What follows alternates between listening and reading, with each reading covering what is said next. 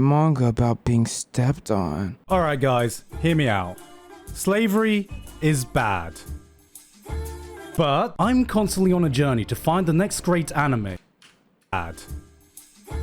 But Let him cook. I'm constantly on a journey to find the next great anime, the next great manga, and nowadays we are spoilt for choice. Recently, I just finished Vinland Saga Season 2, which is a masterpiece that shook me to my core. I guess I must be mentally deficient because I never understood the Vinland Saga hype.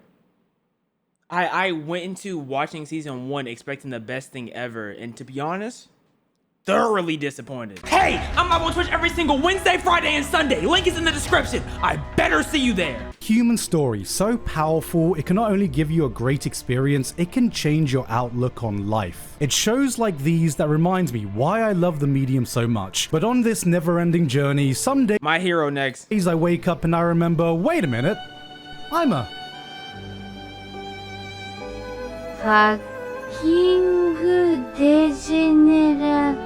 Because what if I've told you that I've discovered a high-intensity shonen action manga with amazing art about being a slave to an army of insane anime girls in military uniforms that can kick your ass and will find any way, shape, or form to sit in your face every other chapter. Now I know... What? What are you talking about? What are you gonna say? Giga, god damn it, what do you think I am, some weird perverted freak? Can you please stop trying to get me into your weird hentai fetish shit? So, what's the name of the manga again? Point is, there are times I want to remind people that I'm always striving to find the next anime or manga masterpiece and prove to the world that I'm still a functional member of society. Then I remember that I play Honkai Star Rail. Hi, I'm Giguk. And just in case you needed a monthly reminder that I'm still a piece of garbage, here's a manga about being stepped on by hot anime girls.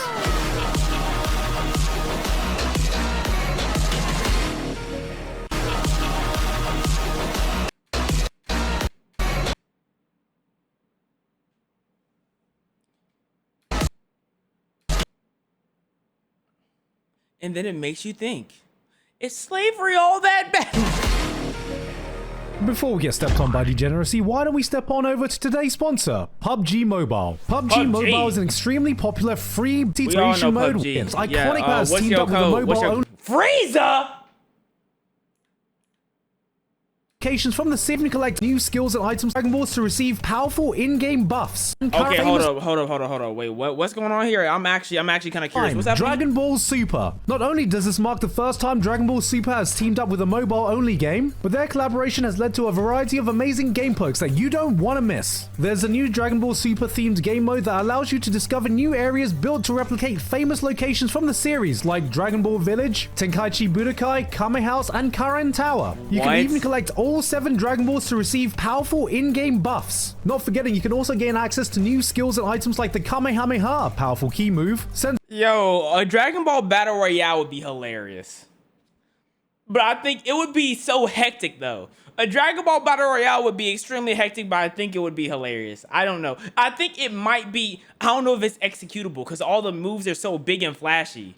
Sensu Beans to help restore your health, the Dragon Radar which helps you to collect and find Dragon Balls, the Hoi Poi Air Car, and more. You can even use Ki to upgrade your materials which will come in handy while playing the new Dragon Ball Super Battle Royale mode. Here you can play as characters like Son Goku, Vegeta, Frieza, Piccolo, and Ultimate Gohan. Use their unique skills in battle and strive to be the last one standing within this new map and modes. What the hell did I just say?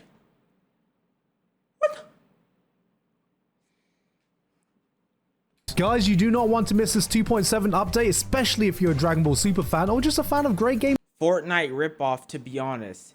It's PUBG. PUBG was out first.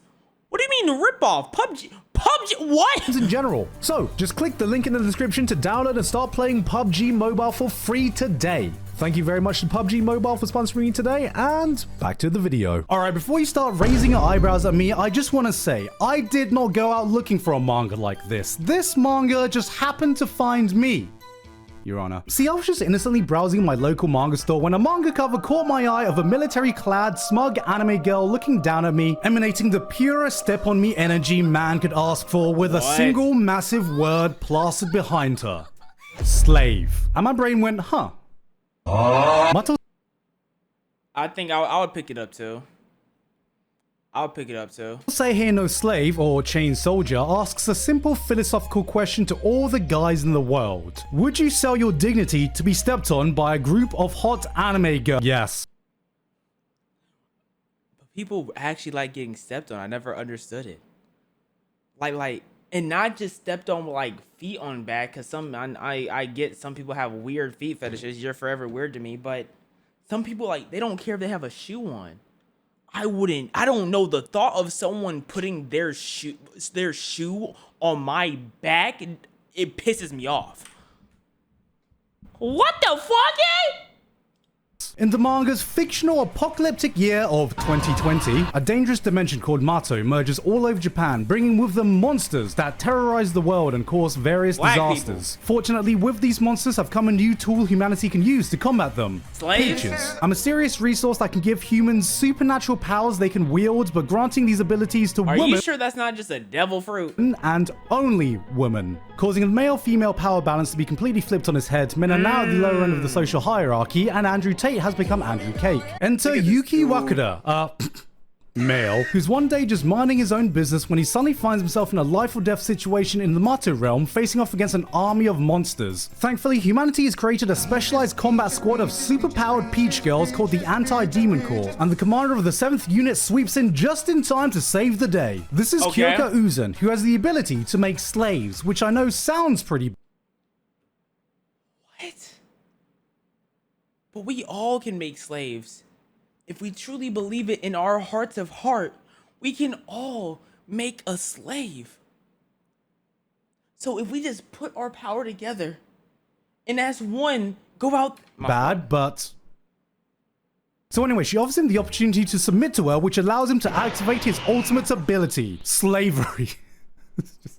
What? I can't. Transforming him to the super powerful combat form that can decimate the monster army. This gives him the chance to be the hero he always wanted to be, but unfortunately, men can't technically join the Anti-Demon Corps. But it's okay because they found a little loophole. He joins the 7th unit and moves into their all-female residence to the dismay of all the girls that live there, and has to prove his worth by becoming their caretaker, being a... What if he just had surgery? What if he just, like, had a sex change? Wouldn't it be fine? I mean, shit, if y'all want to start doing plot twists and shows, have slave, enslaved, transgender. I don't know, bro. I'm not the one making the stories. A stay-at-home dad, doing the housework and cooking up a mean meal in the kitchen. It's got that secret ingredient. Ooh, and what's that? Okay, I know that description makes it sound like it's some weird harem ecchi shit, but... Did you say you think it sounds like it's some... Yes, it's weird. It may not be a harem, but everything you're about to say is probably is 100% that. I put 20 on it. I put 20 on it. Hear me out. It's good weird harem ecchi shit. This is a manga written by the same guy who did... Oh no. But okay, regardless of your opinions of Akame ga Kill... Come on, bro. Come on. Damn, Akame got killed. When you really think about it, it was some weird ecchi shit. Okay, hold up. And God knows I have my opinions. I think there's one thing we can all come together to agree on. What? Death was bloody hot. So imagine Akame ga Kill, but every girl is a different flavor of S-Death, and replace all the edgy violence and character deaths with S-tier horny. That's Mato Seihe no... Replace all the edgy violence and character deaths with S-tier horny.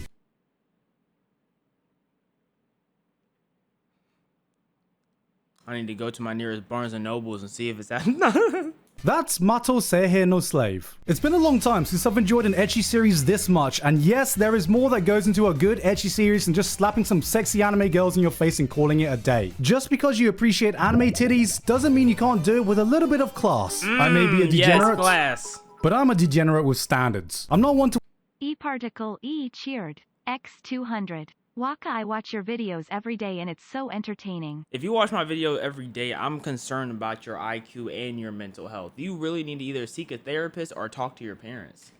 watch a show with nothing but fan service and ecchi scenes as its selling point. Maybe that would have worked when I was a dumbass 14-year-old kid, but motherfucker, there's this thing called hentai. It's like ecchi but without the blue ball in. And it's art. If I'm gonna watch a show, there needs to be another hook, nice action, an interesting world, a compelling romance, plot. But another equally important thing is how you implement the fan service in your show. You can't just show me thick anime thighs and expect... Sorry, I got distracted. You can't just show me thick anime thighs and expect me to be impressed. And one thing I absolutely despise is when the fan service gets in the way of the action. Impressed. And one thing I... Is this 100? No, this is not 100. What's it called? Is it Frozen something? Oh, I know the show. I know the show. Damn, I forgot the name of it though. Despise is when the fan service gets in the way of the action. Nothing quite kills an action scene faster than when you're fully invested in a fight. It's exciting, you're into it. Your heart is pounding, the next big punch is about to be thrown, then the series goes, alright, pause for a second. Anime titties. But like, it's not like you can get rid of the breast. Like, if their shirt just get cut like that, you have to show it. It's like, that's just... You can't just get rid of it. The action. If you're going to put a bit of fan service in your show, keep it separate or in the best case, work with it. Fan service should be the spice on your dish. And you know, I'm a good boy from Thailand. I don't just like a little bit of spice in my food. I love a lot of spice. But that doesn't mean and y'all like peanut butter in y'all food. It's peanuts, not peanut butter. Y'all like peanuts in your food, and that is disgusting.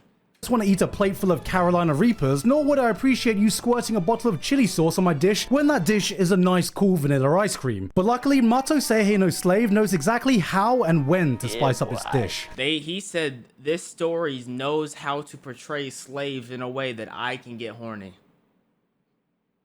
That's what I'm hearing right now. He said the way they maneuver this slavery necessityism, it's nice. It's I can enjoy it. See, the twist to Kyoko's powers is that after every battle, she needs to give a reward to a slave that's proportional to the NG they just exerted while she activated her power, with her completely losing control of her body and her body fully willing her actions until the reward has been completely played out. And let's just say these rewards do my Southeast Asian heritage proud. Mamma mia, that's a spicy... What this means is that the degeneracy never gets in the way of the action. In fact, they work together to enhance one another because the fan service you get scales with the action that precedes it. There are some chapters that give you just a quick and casual brawl that rewards you with just a little tease, just a little tickling with the balls. But it's when you get the epic, multi-chapter, arc-ending fights. There's the anticipation that as a reader, you know that once the battle is over, there is an equally epic, high-intensity, full-on degenerate ecchi scene from the gods. Wait.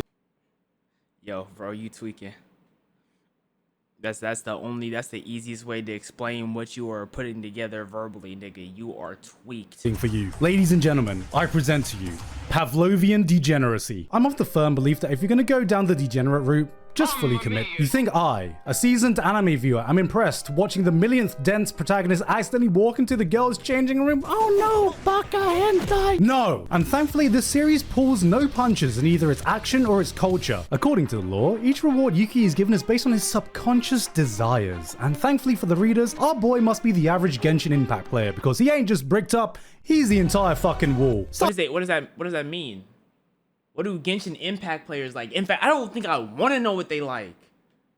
What is the average Genshin Impact player like? Do they like getting pooed on? I don't know. I don't know any. I think it's off with just a vanilla makeout sesh. As the series goes on, the rewards get more and more spicy, like he's cycling through the entire library of hentai tags.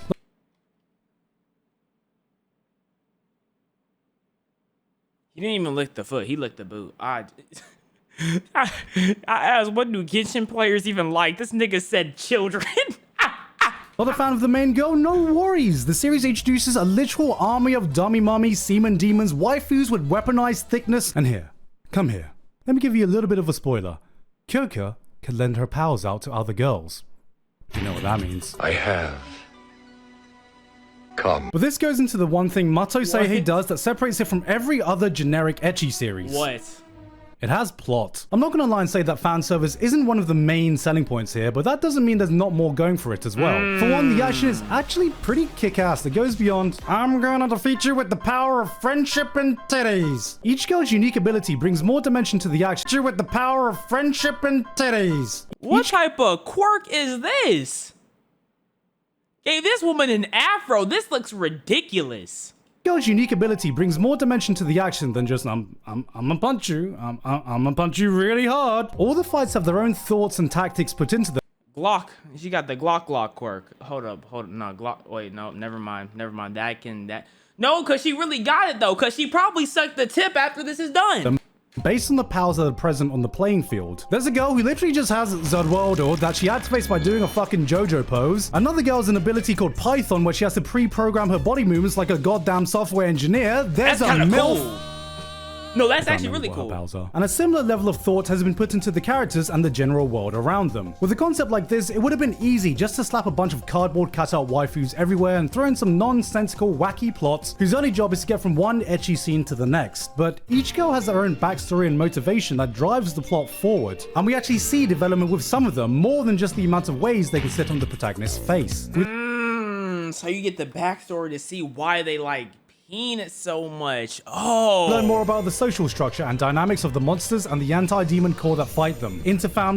She get input lag. She started trying to type in her movements and her hands started twitching. She started pressing the wrong buttons. Drama, power scalings, power rankings, tournament arcs. I'ma be real. This story isn't gonna be winning awards anytime soon, but it does everything it needs to. It does just enough to tickle that part of your brain that wants to grab the popcorn and dumb out your typical shonen action show. When you talk to a lot of anime fans and the topic of guilty pleasures come up, you hear a lot of the same titles getting thrown around. High School of the Dead, High School DxD. I've not talked to a single person that have watched these shows fully and don't talk about them fondly. They know what their appeal is. They know the target audience they're aiming for. High School DxD, High School of the Dead is still entertaining to me, but High School DxD is kind of I don't know, bro. And if you're not into these types of shows, they're not going to be changing anyone's opinion. But if you do fall in that target demographic, if you're fine, didn't like interspecies reviewers, it just made me uncomfortable after a certain point. fully embracing the sleeping degenerate in you, then this is like eating McDonald's cooked by Food Wars was fucking fire. Okay, this is what we call, this is a peak mix of ecchi and plot. Food Wars is fire. a 3-star Michelin chef. Don't lie, these aren't guilty pleasures. This is I hate this show, but what is it called? Love Ru. This show is ass. Do not watch this. I promise you, this show is like